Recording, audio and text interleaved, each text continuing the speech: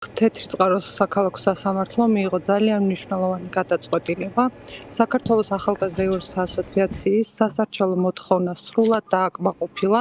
ბათილად იქნა ცნობილი ნომერ 25 და ნომერ 26-ზე წალკისა და თეთრი წყაროს საოლქო საარჩევნო კომისიების განკარგულებები და ელექტრონული წესით ყველა უბნის ბათილობა განხორციელდა. 30 უბნის ბათილობა მოხდა აღნიშნული გადაწყვეტილების საფუძველზე.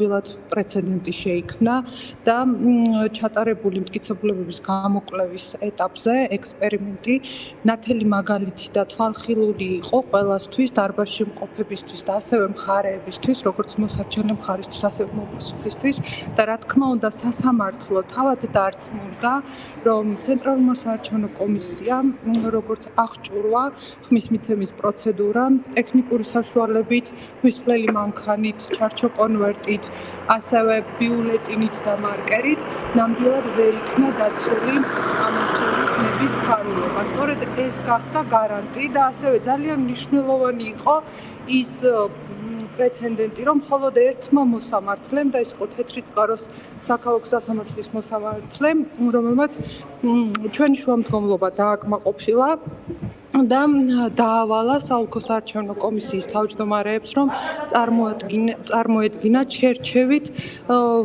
სამ-სამი უბნის ბიულეტინები, რომელსაც ჩვენ ვითხოვდით, რათა მტკიცებულების სახით ყველას დაგვენახა, რომ ბიულეტინზე გაფერადებული მარკერი მეორე მხარეს ჟონავდა.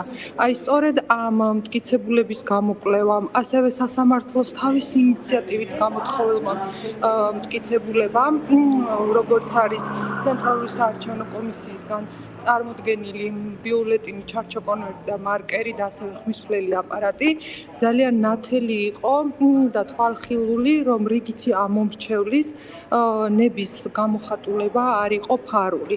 შესაბამისად, ძალიან საინტერესო იყო მოსამართლის მიერ 2 დღის განმავლობაში გაწეული უდიდესი შრომა, ძალიან სიღრმისეულად მოახდინა ჩვენი სარჩელის შესწავლა და განხილვა და სასამართლო როგორც ჩვენს მიერ დასაბუთებული ფაქტობრივი გარემოებებით, ასევე საკუთარი შუამდგომლობითაც და მტკიცებულებებით და ასევე ექსპერიმენტითაც მივიდა იმ დასკვნამდე, რომ ეს თითოეული ამომრჩევლის ნება არ იყო ფარული და შესაბამისად მიიღო სამართლიანი გადაწყვეტილება.